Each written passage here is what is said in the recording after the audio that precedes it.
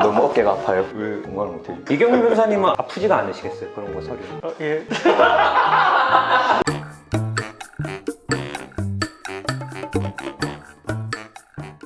안녕하세요. 예, 네. 닥터 프렌즈입니다. 예. 안녕하세요. 로이어 프렌즈입니다. 네. 구독, 좋아요, 알람 설정까지 부탁드려요. 저희가 로이어 프렌즈 사무실에 왔는데 너무 깜짝 놀랐어요. 정말 너무 삐까뻔쩍한. 너무 누추할 줄 알았어요.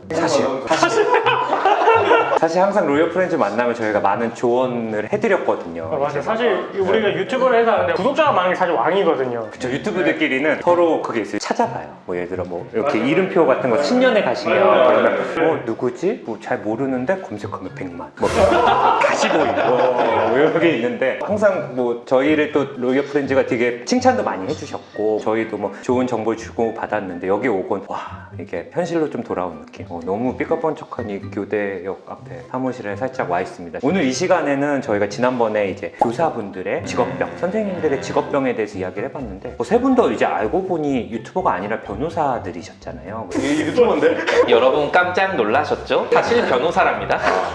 그래서 변호사님들도 직업병이 있을 것 같아서 저희가 얼핏 생각했을 땐 뭐 아무래도 사무직이시다 보니까 사무직종들이 갖고 있는 직업병들은 좀 갖고 계시지 않을까. 오래 앉아 있으니까 뭐 목 디스크나 허리 디스크 혹은 뭐 복부 비만, 고지혈증 뭐 이런 부분도 있을 것 같은데 혹시 뭐 직업적으로 직업병이라고 할 만한 게 혹시 있으신지? 저 하나 있어요. 저는 약간 말씀드리기가 조금 부끄럽긴 한데 사기를 한번 당했거든요. 사기당한 분 장안의 화제가 됐죠. 그렇죠. 네. 저도 사실 좀 많이 부끄러웠지만 그렇게 이제 밝히고 나니까 그래도 좀 마음 평안해지고 어쨌든 이제 잘 끝났어요. 잘 끝났는데 지금은 이제 그렇게 되고 나니까 의뢰인은 못 믿겠는 거예요. 그리고 의뢰인들이 이제 사건을 할 때에도 누구나 그렇겠지만 자기한테 유리한 부분을 좀 부각을 시키고 불리한 부분을 조금 축소시키려는 경향이 있거든요. 뭐 그럴 것 같아요. 예, 근데 그게 사건의 진행에 도움이 안 돼요. 유리한 부분이 있으면 불리한 부분도 있고 그 부분을 잘 방어를 해야 원하는 결과를 얻을 수가 있는데 그래서 저는 이제 지금은 약간 이제 말씀을 해주실 때 불리한 부분을 이제 끄집어내려고 하거든요. 잘 못 믿으니까 그렇게 해야 이제 사건이 이제 좋은 결과 나올 수 있죠. 그러니까 약간 그렇네요. 사실 의뢰인 입장에선 또 자기가 불편하고 부정적인 부분을 숨길 수도 있는데 그걸 알아야 변호사님이 대비를 하고 그럴 수 있기 때문에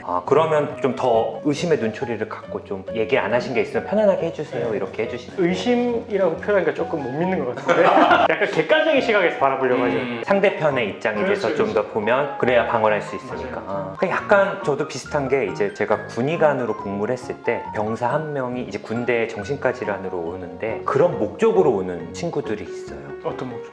군대를 좀 나가고 싶다. 네. 왜냐면 뭐 내과나 정형외과 쪽은 뭔가 보이고 정신과 뭔가 내가 뭐가 귀신이 보인다, 고양이가 지나다닌다 이러면 뭔가 그걸 확인할 길이 없다고 생각하시는데 사실 정신과 의사들도 그런 쪽으로 트레이닝을 받거든요. 그런 친구들이 한번 오면 실제로 힘든 친구들인데 이렇게 자꾸 보게 되는 것 같아요. 저도 한 번 더? 한 번 더. 그 말씀 중에 죄송한데 저도 이제 군대 있을 때 세제를 먹고 그렇게 하신 분도 있었어요. 너가 먹은 건 아니지? 항상 친구들이 그런다 그러더라고. 주변 지인들이나 어쩐지 말할 때마다 피존 냄새 나는 것 같았었는데. 좀 그럴 것 같아요. 왜냐하면 그게 의뢰인은 못 믿어서라기보다는 좀 날카롭게 의뢰인이 미처 생각하지 못한 부분을 변호사님은 캐치해주고 잡으셔야 되니까 의뢰인아 이 정도는 별거 아니지 않을까 하고 말을 안 한 부분을 경각심을 갖고 경계심을 갖고 얘기를 해야 또 대처할 수 있으니까 직업병인데 그냥 친구들 만날 때는 가족들 만날 때는 그게 이어지진 않으세요? 근데 좀 그런 것도 있는 것 같아요.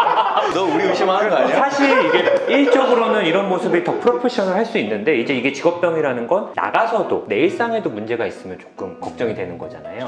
그래서 사실 이제 같이 계속 붙어 있잖아요. 예. 제일 믿어야 되는 사람들인데 왜 거기서 대로 끝나요? 믿습니다라고 끝나지 믿어야 되는 대로 끝나는 거야 왜? 가끔씩 이제 막 같이 이제 먹을 때 한 개씩 더 먹는 거 아닌가. 동그랑땡이 7개인데 그러는데 이 동그랑땡 내 건데.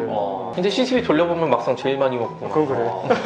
손 변호사님 혹시 저희 같은 경우에는 형사사건을 좀 많이 하는데 형사사건은 아직까지 전자화가 안 돼 있어요. 그래서 기록이 전부 종이 기록을 다 들고 다니거든요. 아까 사무실에 보니까 네. 세 분 사무실에다 이만큼씩 다 서류들이 네, 맞아요. 예. 그 사건마다 좀 다르긴 한데 좀 기록이 많은 사건들은 이 보통 500페이지를 한 묶음으로 하는데 그게 한 3권씩 이렇게 되는 경우가 있어요. 그럼 그거를 들고 법원을 가거든요. 저 엄청 왜소하잖아요. 너무 어깨가 아파요. 왜 공감을 못해요? 이경민 변호사님은 아프지가 않으시겠어요? 그런 거 서류.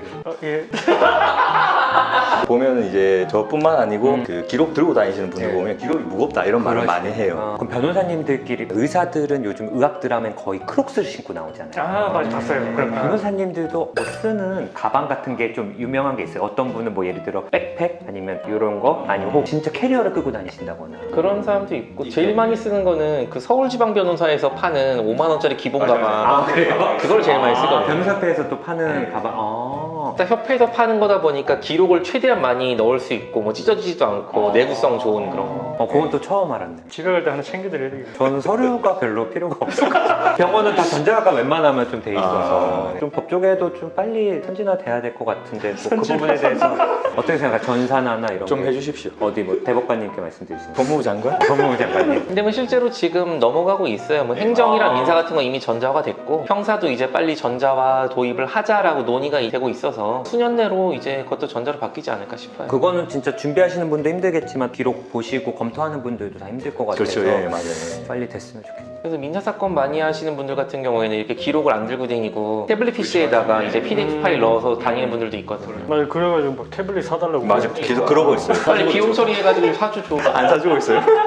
박성민 변호사님 혹시 또 직업병? 이걸 병이라고 했을지 모르겠는데 의사들 같은 경우엔 진료 시간이 끝나면은 이제 뭐 위중한 환자 같은 경우는 계속 머릿속에 생각을 하고 있긴 하겠지만 어쨌든 나오는 순간 더 이상의 진료는 이루어지지 않잖아요. 근데 저희 같은 경우에는 이제 사건을 맡게 되면 진행되는 과정에서 의뢰인이랑 실시간으로 연락을 하고 있기 때문에 개인 번호도 이렇게 공개를 하고 최근 후에도 연락이 오는 경우가 되게 많아요. 이게 좀 일이랑 생활이 잘 분리가 안 되는 것 같은 그럴 수 있겠네요. 근데 이게 일반적이지는 않은데 보통은 이제 연락을 할 때 중간에 이제 다른 직원분들이 이제 껴있긴 하거든요. 근데 저희는 이제 시스템이 그 직원분이 없이 그냥 직접. 그쵸. 계속해서 이제 의뢰인을 이제 피드백을 해드리고 이제 있어가지고 특히나 이제 의료 사건 이제 많이 하셔가지고 한 달이 건너서 이렇게 얘기를 하면은 사실 의사 전달도 제대로 안 되고 그렇죠. 예, 맞아요. 뭐 어떤 분들은 나 소송 끝날 때까지 변호사 얼굴도 한번 못 봤다 뭐 이런 분도 있으니까 그게 사실 LF 로펌의 어떤 원칙이어서 이제 의뢰인들 입장에선 되게 사실 좋고 또 되게 힘든 상황에서 오시게 되잖아요. 그리고 뭐 전화하는 시간도 대부분 퇴근 후에 하시거나 그러니까 아마 아까도 제가 보니까 계속 밖에서 세 분이 번갈아 가면서 의뢰인분들의 전화를 받으시는 거 보고 저도 깜짝 놀랐거든요. 이렇게. 아 그건 오늘 저희가 그렇게 컨셉을 잡자고.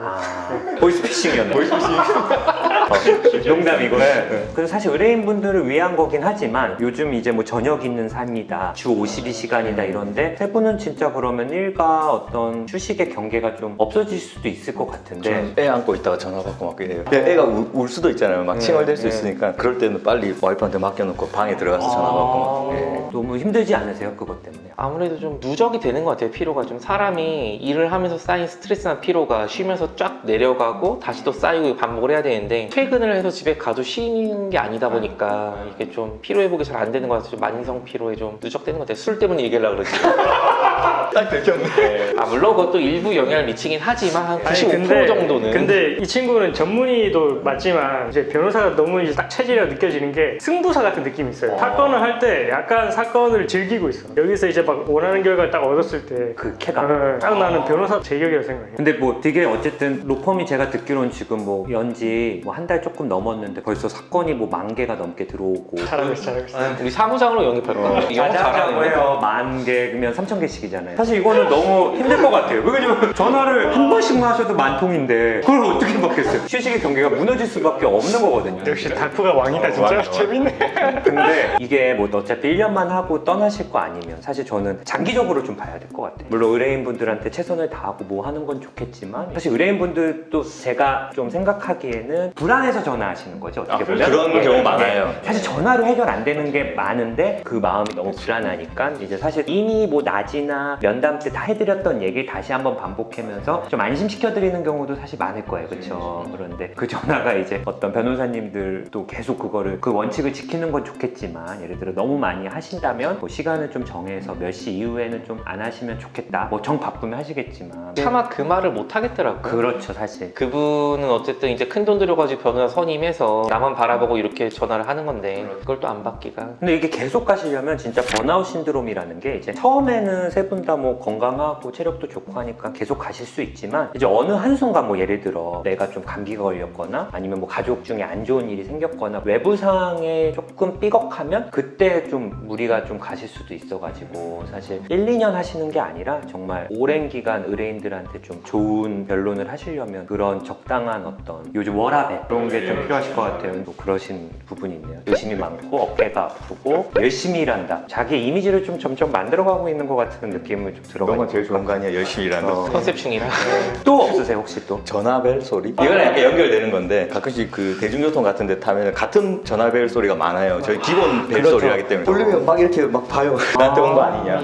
예, 그런 게 좀 많아요. 예. 그러면 화장실 같은 거나 샤워할 때 혹시 들고 들어가세요? 의사들은 많이 그러거든요. 인턴 때나 이럴 때 거의 샤워실에 항상 휴대폰을 들고 요즘은 또 방수 다 되고 하니까 저도 아직까지 그러는데 이게 저희만 그러는 게 아니라 정신과적으로도 용어가 있어요. 팬텀 바이브레이션 신드롬이라고 유령 진동 증후군이라고 이거는 꼭 직장인뿐만 아니라 요즘 스마트폰 많이들 갖고 계시니까 벨소리가 울렸나 진동이 울렸나 계속 확인하고 또 자다가 이렇게 확인하게 되고 또 자다가 메일 같은 거 오면 좀 띵동 뜨기도 하잖아요. 그런 거 느끼시는 분들이 많더라고요. 근데 이거는 진짜 직업상 어쩔 수 없겠네요. 업무용 폰이랑 개인 폰 따로 쓰시나요? 따로 있어요. 따로 있는데 별로 의미가 없잖아요. 네, 항상 두 개 달고 네. 들고 다니니까. 이게 번갈아 가면서 들다 보니까 이 의뢰인을 내가 이제 연락을 했으면은 휴대폰이 여기로 넘어갔을 때 이제 연락이 또 안 되잖아요. 뭐 할 수 없이 이제 개인 번호를 알려드리고. 예, 그리고 다 퍼져 있어요. 저는 그래서 지금 카톡 친구가 뭐 3,000명인가 4,000명인가 그래요.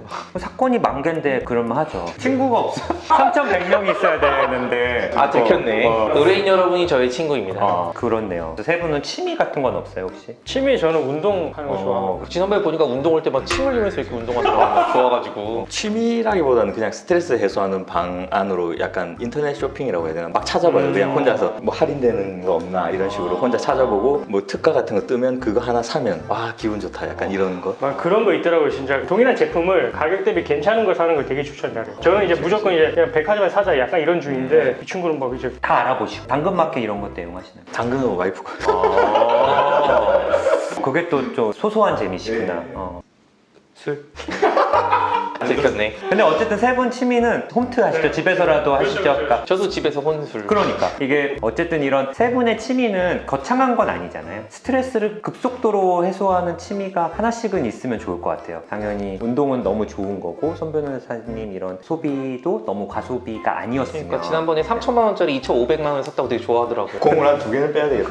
근데 뭐 사건이 3,000개면 그 정도는 할 수 있지 않나. 그리고 술은 좀 뭐 적절하게 드시는 게 근데 술을 너무 많이 먹어요. 그러니까 건너 들어가지고 좀 걱정이 좀 돼요. 어떻게 건너들었어요? 소문이 나요. 교대 근처에 여기 뭐 이런 고깃집이나 이런 데 항상 술 아니 마시면. 법원에서 난 소문이 어떻게 병원까지 넘어간 거예요? 그러니까 저도 이해를 못하겠어요. 제가 봤을 때 세금의 직업병은 이제 이 일을 더 열심히 하려고 하기 위해서 어쩔 수 없이 느껴지는 그런 게 아닐까 싶은데 어쨌든 적절하게 좀 스트레스도 풀고 이게 좀 내 일상까지는 넘어오지 않도록 주의를 하시면 좋을 것 같아요. 의심하는 거 너무 가족 의심하시지 말고 그리고 좀 아이를 보고 이럴 때 또 소중한 시간엔 사실 아주 급한 전화 아니면 조금은 그런 날은 좀 접어두시는 것도 사실은 또 방법이고 왜냐면 또 의뢰인분들 전화를 또 대충 받아줄 수는 없으니까 차라리 그렇게 하면 안 받아주는만 못하니까 그럴 때 내가 너무 컨디션이 좀 저하가 되면 그냥 문자로라도 오늘 무슨 일이 있어서 뭐 내일 뭐 몇 시에 연락드리겠습니다 이렇게 하면 사실 의뢰인분들도 저는 충분히 이해해 주실 것 같고 박성민 변호사님은 일단 휴식 시간을 먼저 정해놓고 그때까지만 일을 하는 거 그러니까 대부분 우리나라 분들이 일을 하고 남는 시간에 휴식을 하시거든요 근데 그거보다는 오늘은 9시까지만 하고 그 다음부터 쉬겠다 근데 저희 일의 특성상 이제 시간을 정하기 힘든 게 갑자기 일이 생기고 뭐 내일까지 제출해야 되는 서류가 그게 생기고 있구나. 근데 그래서 6시까지 일해야지 했으니까 아직 서류 작성 안 되는데 퇴근하고 내일 가가지고 그럴 병원에 수는 없죠. 그러면 어쨌든 특수 상황이니까 한 며칠 단위로 휴식 시간을 좀 정하시면 좋을 것 같아요. 월화수 너무 힘들게 일했다. 그러면 목금토는 좀 쉬어주시는 게 맞고. 그러셔도 대표님?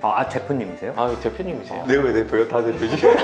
그럼 이렇게 되면 아주 시기하죠 뭐. 내가 장난을 될것 같아. 고생 많았어. 고생 많았어. 어떻게 뭐 그럼 지분은 어떻게 정산을? 없지.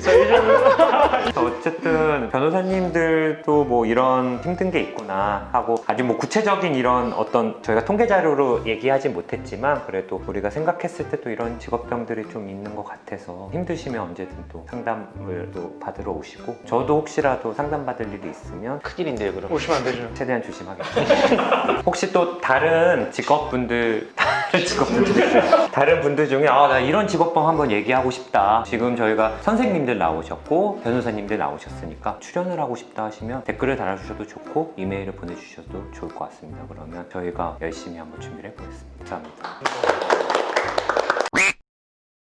빨리 비용 처리해가지고 사주죠. 안 사주고 있어요? 잘하면 사죠. 잘 알면 좀 부진한가요? 열심히 하고 있습니다. 매출이 아닙니다.